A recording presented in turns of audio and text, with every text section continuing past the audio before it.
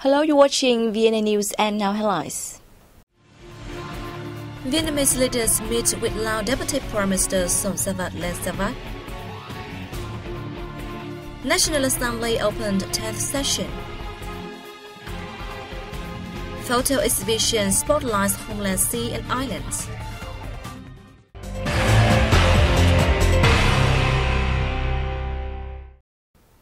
Lao Deputy Prime Minister Somsavat Lensavat said, together with Vietnam, Laos will nurture the tradition of friendship, special solidarity and comprehensive cooperation between the two countries. The Lao Deputy Prime Minister, who is also a party Politburo member, was received by Vietnamese General Secretary Nguyễn Phú Trọng and Deputy Prime Minister Nguyễn Xuân Phúc in Hanoi on October 19. The Lao guest expressed he believed that, under the leadership of the Communist Party of Vietnam, the Vietnamese people will reap greater successes in their renewal process. The Vietnamese leaders congratulated Laos on its great achievements gained over the past time and expressed their pleasure at the developing special relationship between the two nations in all realms. They thanked the Lao Party, state and people for their valuable support and assistance for Vietnam during the past struggle for national liberation, as well as in the current national construction and development.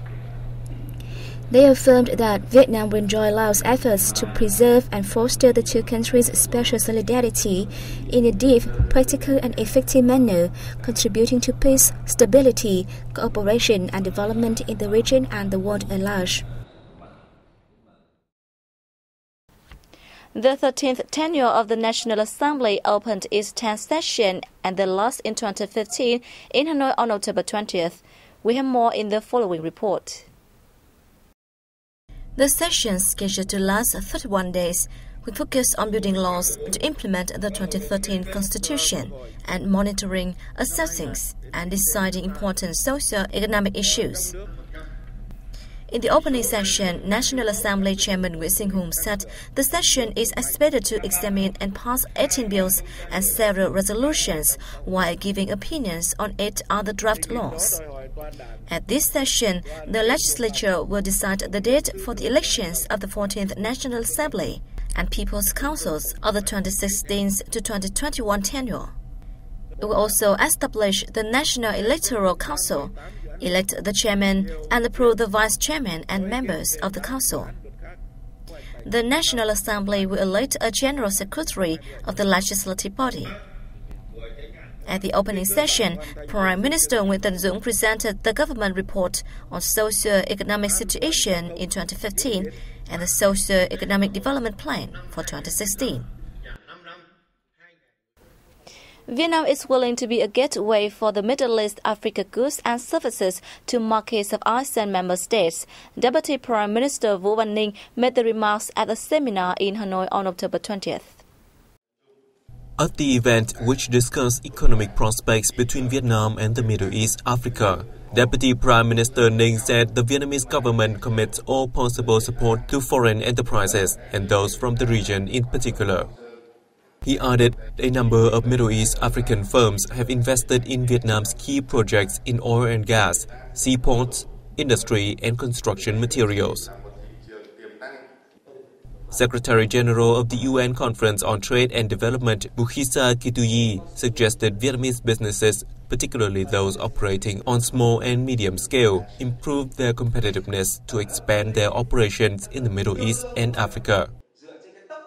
Two-way trade between Vietnam and the Middle East Africa has increased 8-fold over the past 10 years, from $2 billion in 2005 to $15.7 billion in 2014. Vietnam has proposed several solutions to migration, which has become a global issue at the 133rd Assembly of the Interparliamentary Union, held in Geneva from October 17th to 21st. International migration has become a big problem and also a big concern of almost all countries around the world amidst the strong integration and globalization. Representatives of IPU member parliaments focused on this matter and adopted an urgent resolution on protecting migrants through international conventions and humanitarian law on October 20th. At the plenary session, Chairman of the Vietnamese National Assembly Committee for External Relations, Trần Văn Hằng, emphasized international migration greatly impacts the socio-economic and cultural development of each country. Not any single nation can solve the matter by itself. Parliamentarians also appraised terrorism prevention and adopted resolutions on democracy and protecting privacy and individual freedom in the digital era.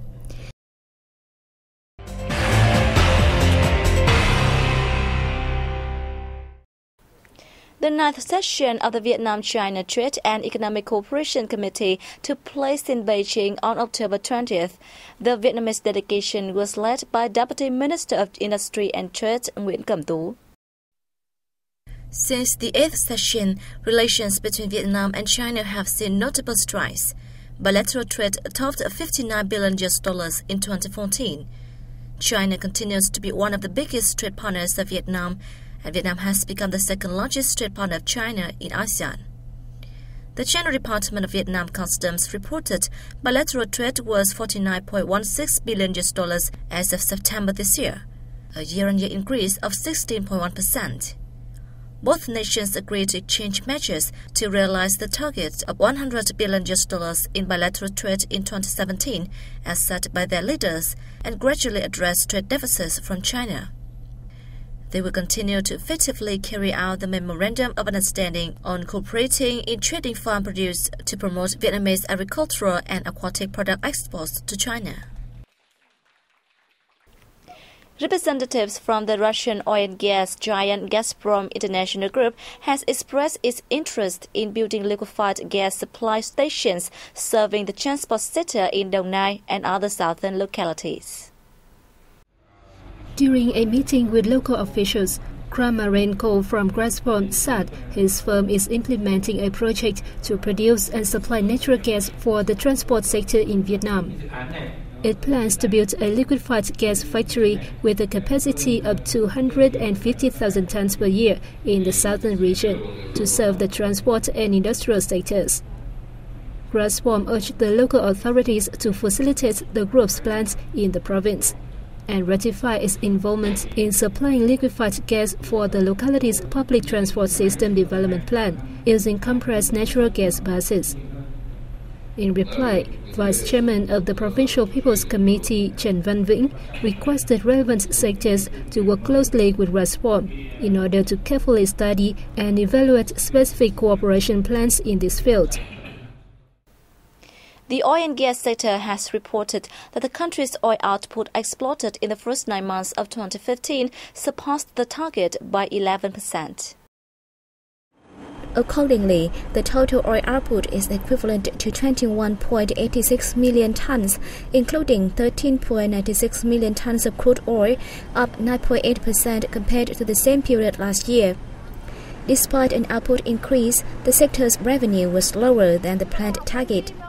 In the third quarter, the Vietnam Oil and Gas Group (PVN) earned 428 trillion Vietnam đồng, or $19.55 billion in revenue, 70 trillion Vietnam đồng less than the set target, as prices dropped by half.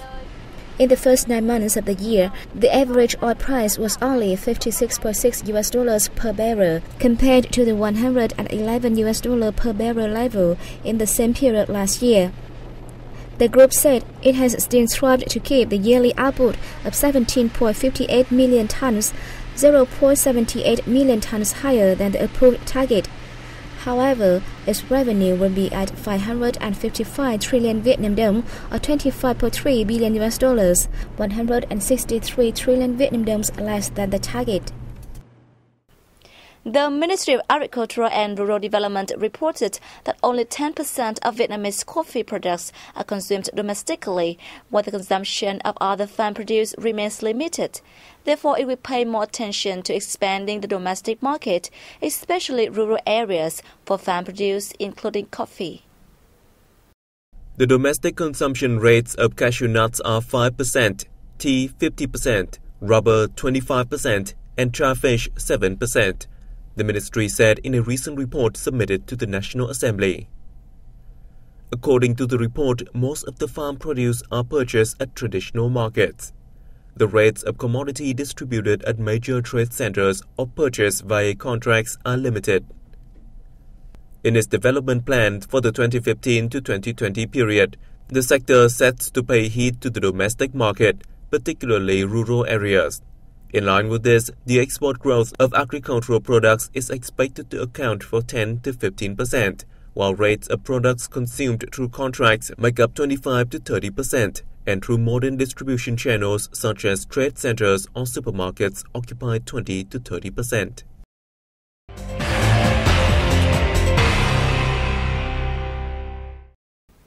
Vietnam News Agency has joined with the oil and gas joint venture Vietsopetrol to organize a sea and island photo exhibition in the center city of Da Nang. Let's take a look. On display are nearly 150 photos selected from the agency's database and its amateur collaborators. The photos depict the sentiment of the late President Ho Chi Minh for naval soldiers, friendly meetings between party state leaders and fishermen, as well as images of soldiers on Trường Sa archipelago and fishermen's daily life. The exhibition, which ran until October 24th, shows the affection and responsibility of the Vietnam News Agency and the joint venture's staff to the national sacred sea and island. It also aimed at commemorating those who laid down their lives for national construction and protection of the country's sea and islands. The same day, the Vietnam News Agency and the central city of Da Nang signed an agreement on communications cooperation, allowing both sides to support each other in the field. Under the agreement, the city will provide information to the agency's correspondents in the locality while creating favorable conditions for them in their operations. The agency will publish news on aspects of Da Nang in an accurate, timely, and all-encompassing manner in all media forms it publishes. The airport review website sleepingandairports.net has named Da Nang International Airport in the center city of Da Nang and Nội Bài International Airport in Hanoi in the list of 30 best airports in Asia. Accordingly, Da Nang and Nội Bài airports were ranked 23rd and 28th respectively in the website's annual survey. The website asks travelers to rate their airport experiences based on such factors as services and facilities, terminal cleanliness, customer service, and comfort. According to the website, travelers who actually slept in the airport were also able to rate the terminal on its sleepability. These airport ratings, comments, and reviews submitted throughout the year make up its annual best and worst airports list. Last year, Da Nang Airport was voted among the top 3 best airports in the world in a survey by Hong Kong's Dragon Air. As the biggest in the central region, the airport plays an important role in the country's airport system. It caters to travel demand to and from Da Nang City and neighboring areas, and also serves as a domestic transit destination. Currently, more than 100 flights with approximately 10,000 passengers take off from and land at the airport every day. The Vietnam Tourism Roadshow is ongoing in the Chinese capital of Beijing, aiming to promote Vietnamese destinations and services while bolstering cooperation for the two sides' tourism agencies. The show is a part of the national promotion campaign that will run in Beijing, Chongqing, and Chengdu until October 25th. Director General of the Vietnam National Administration of Tourism Nguyễn Văn Tuấn said that since Chinese tourism arrivals have fallen short of expectations, Vietnam is paying heed to its communication efforts. Mr. Tuấn voiced his belief that the Vietnamese people's hospitality and the country's rich tourism resources would become a magnet for Chinese visitors. Statistics showed that Vietnam welcomed 1.9 million Chinese visitors in 2014, up 2.21% year-on-year, and equivalent to 24.7% of the total foreign arrivals. Meanwhile, 1.7 million Vietnamese traveled to China, an annual increase of 25%. And that has wrapped up our news bulletin. Thanks for joining us, and goodbye for now.